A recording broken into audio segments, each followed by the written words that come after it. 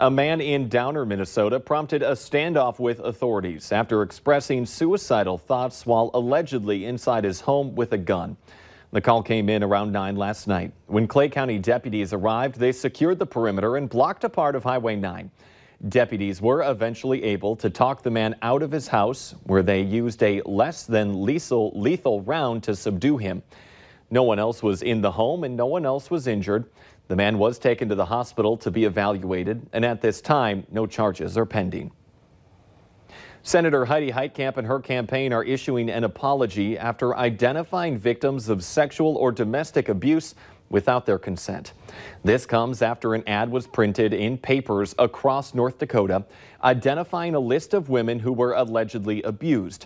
Except some of the women on the list were not survivors of abuse and others didn't want their names to be published.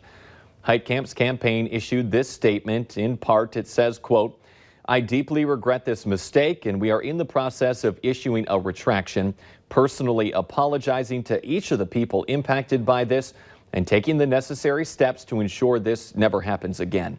To read her full statement, just go to our website, valleynewslive.com. The driver of a car involved in a crash that killed a 22-year-old man near Mapleton is now facing aggravated reckless driving charges. 22-year-old Levi Almaraz of West Fargo pleaded not guilty to the charge. The crash happened after Almaraz went through an intersection and hit a van carrying a basketball team. Cameron Bolton died in this crash. The next court date for Almaraz is set for January 10th. We have new information on a story we brought to you. The trial date has been set for a Berthold couple accused of sexually assaulting a girl. Court records say 26-year-old Kobe Edwards and 20-year-old Skylar Pinacado will stand trial together in Minot starting December 4th. According to the criminal complaint, the girl told investigators that the pair touched her inappropriately. Edwards faces a felony charge of gross sexual imposition.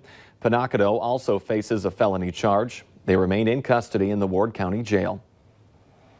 A 34-year-old Douglas man will spend more than a year behind bars for driving drunk and injuring a woman and 2 children in a rollover. Police say Edwin Zuck was drunk driving and speeding down a road back in May last year when he rolled his car with the women and 2 children inside. One of the child passengers had to be airlifted to a Fargo hospital with internal injuries. The Minot Daily News reports that Zuck recently pleaded guilty to a felony criminal vehicular injury charge and was sentenced to 16 months in prison. He'll then be on supervised probation for 3 years. He also was ordered to pay almost $7,000.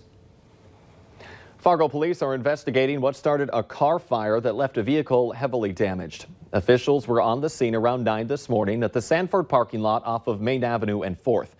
Police believe the fire started inside the engine compartment, but still don't know the cause of it. No other injuries or damages were reported.